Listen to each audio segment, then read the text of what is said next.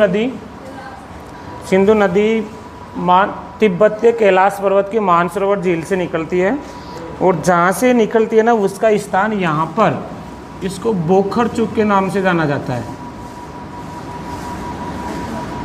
बोखरचूक, इसको बोखरचूक के नाम से जाना जाता है।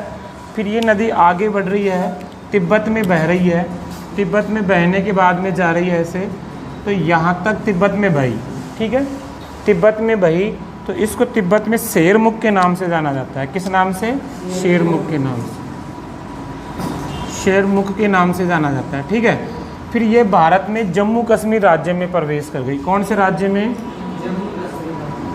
जम्मू कश्मीर राज्य में प्रवेश कर गई। ये भारत में जम्मू कश्मीर राज्य में प्रवेश कर गई। तो भारत के जम्मू कश्मीर में कौन सी जगह प्रवेश की थी? दमचौक नामक स्थान पर। वहाँ पर दमचौक नामक स्थान पर, दमचौक नामक स्थान जम्मू कश्मीर में आकर किस में मिल गई? भारत में प्रवेश कर गई। किस में प्रवेश कर गई? भारत में। भारत में प्रवेश करने के बाद में भारत में इस नदी पर जम्मू कश्मीर में एक गार्ज बना हुआ है। उस गार्ज का क्या नाम है? बुंजी गार्ज। क्या नाम है उसका? बुंजी गार्ज, ठीक है, इसका बुंजी गार्ज नाम है। तो यह है गार्ज कितना ऊंचा है? 5181 मीटर, 5181 मीटर। इस बुंजी गार्ज से, इस चिलास नामक स्थान से ये जम्मू कश्मीर से बाहर निकलकर किस में चले जाती है? पाक में, यानी पाकिस्तान में, ठीक है। अब पाकिस्तान में चले गई, फिर आगे जा रही है नदी। तो इस नदी में एक नदी आती है इधर से, उस नदी का क्या नाम है? इस नदी का, इस नदी का क्या नाम है? चिनाब नदी। क्या नाम है इसका? चिनाब नदी। इस नदी का नाम है चिनाब। इस चिनाब नदी कहाँ से निकलती है? हिमाचल प्रदेश से। कहाँ से निकलती है? हिमाचल प्रदेश से। हिमाचल प्रदेश से निकलेगी कौन सी घाटी से? लाहुली घाटी से। लाहुली घाटी से निकलती है, ठीक है। इस नदी के यहाँ पर स्थान कौन सा पड़ता है? जांग। इस जांग नामक स्थान में इधर से एक नदी आती है जम्मू कश्मीर के, तो यहाँ से, ठीक है, यहाँ से कौन सी नदी आती है? झेलम नदी। कौन सी नदी? झेलम नदी। कौन सी नदी? झेलम। अब झेलम नदी आती है, तो ये बताओ झेलम नदी पर परियोजना बनी हुई ना, दो परियोजना ना, उरी परियोजना और तुलबुल परियोजना। एक झील भी तो बनी हुई है, कौन सी? उल्लर झील। इस नदी पर यहाँ पर ये कौन सी परियोजना बनी हुई है? उरी परियोजना। कौन सी परियोजना? उरी परियोजना। उरी परियोजना, ठीक है, उरी परियोजना। फिर यहाँ पर एक झील का निर्माण कर रही है। कौन सी झील का? उल्लर झील का। कौन सी झील का? उल्लर झील। उल्लर झील का निर्माण करती है। फिर यहाँ पर एक परियोजना है ना, कौन सी परियोजना है? यहाँ पर परियोजना है कौन सी? तुलबुल। तुलबुल परियोजना। कौन सी परियोजना? तुलबुल परियोजना, ठीक है। फिर ये पाकिस्तान में प्रवेश कर जाती है और जांग मनिंगा नामक स्थान पर किस में चले जाती है? चिनाब नदी में, ठीक है। अब इस नदी चिनाब नदी आ रही है इधर से। चिनाब नदी पर परियोजना है ना, कौन सी परियोजना है? सलाल परियोजना। कौन सी परियोजना? सलाल। कौन सी परियोजना है? सलाल परियोजना। फिर आगे कौन सी परियोजना है? दुलहस्ती परियोजना। कौन सी परियोजना? दुलहस्ती परियोजना। दुलहस्ती परियोजना,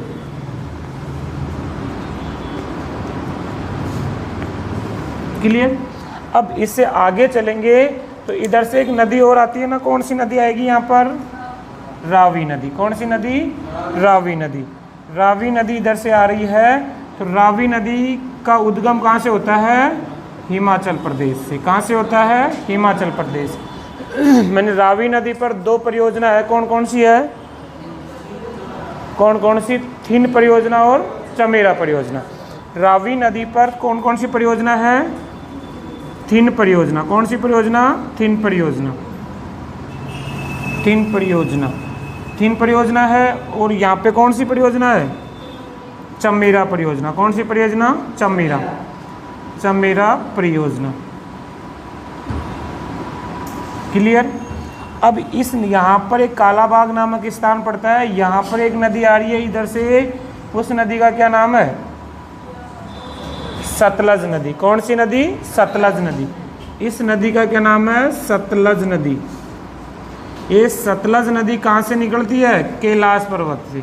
कहाँ से निकलती है? कैलाश पर्वत। कैलाश पर्वत की कौन सी झील से? राक्षसताल झील से। कौन सी झील से? राक्षसताल झील से। कौन सी झील से? राक्षसताल झील से। ठीक है, यहाँ से इस नदी का उद्गम होता है। फिर ये नदी आगे जा रही है, हिमाचल प्रदेश में कौन से दर्रे में प्रवेश करती है? सिपकिला दर्रे में। हिमाचल प्रदेश के कौन से दर्रे में? सिपकिला दर्रे में प्रवेश करती है। सिपकिला दर्रे में प्रवेश कर जाती है। कौन से दर्रे में प्रवेश करती है? सिपकिला दर्रे में। इस नदी पर हिमाचल प्रदेश में एक बांध बना हुआ है। कौन सा बांध? भाखड़ा बांध। कौन सा बांध है? भाखड़ा बांध। कौन सा बांध? भाखड़ा बांध। भाखड़ा बांध बना हुआ है यहाँ पर। ठीक है, अब इस भाखड़ा बांध से आगे यहाँ पर कौन सा बांध है गुजरात में? नांगल बांध। कौन सा बांध है? नांगल बांध। यहाँ पर एक बांध बना हुआ है, उसका नाम है नांगल बांध। कौन सा बांध? नांगल बांध। आ गई समझ में? अब इधर इसमें एक नदी आती है, यहाँ पर एक नदी आकर मिलती है इधर से, हिमाचल प्रदेश से। उस नदी का क्या नाम है? क्या नाम उसका? व्यास। क्या नाम उसका? व्यास। ये व्यास नदी, इस व्यास नदी पर यहाँ पर एक बांध बना हुआ है। क्या नाम उस बांध का? नाम पडोह बांध। क्या नाम है? पडोह बांध।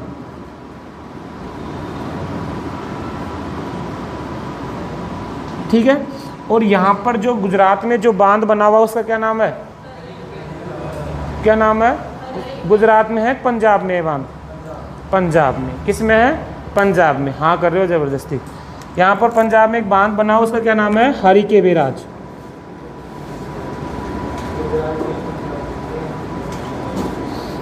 कौन सा बांध बना हुआ है? हरि के बैराज। इस हरि के बैराज से एक नहर निकलती है, उस नहर का क्या नाम है? इंदिरा गांधी नहर। क्या नाम है? इंदिरा गांधी नहर। जो किस में आ रही है? वो नहर राजस्थान में। ठीक है, और फिर यहाँ पर एक और परियोजना का निर्माण है। वो कौन सी परियोजना है? हुसैनी वाली। ठीक है, कौन सी? हुसैनी वाला।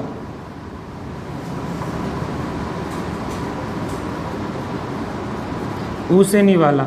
यहाँ से एक नहर निकलती है, उस नहर का क्या नाम है? गंग नहर। क्या नाम है उसका? गंग नहर।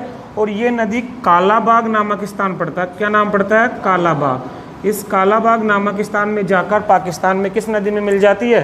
चिनाब नदी में। किस नदी में मिल जाती है? चिनाब नदी। अब यहाँ पर कौन सा स्थान है पाकिस्तान का? कराची। कौन सा है शहर है? कराची। इस कराची के बाद में फिर यह आगे जा रही है, सिंधु नदी आगे जाएगी।